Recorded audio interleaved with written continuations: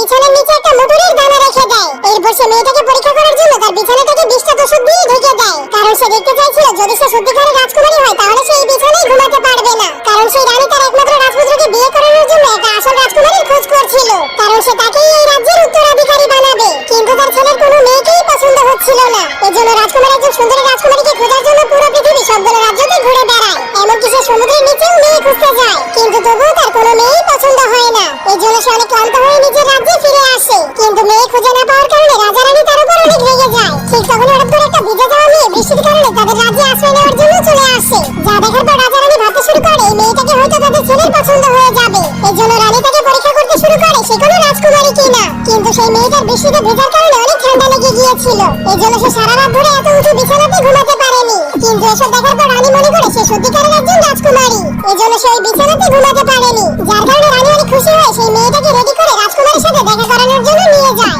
যার কারণে মেয়েটা সবার উপর অনেক রেগে যায়। কিন্তু তখন সেই রাজকুমার তাকে দেখেই অনেক পছন্দ করে ফেলে, এজন্য সে মেয়েটাকে বিয়ে করার জন্য প্রপোজ করে দেয়। কিন্তু প্রথমে মেয়েটা রাজকুমারকে বিয়ে করতে মানা করলেও পরে সে তার সাথে বিয়ে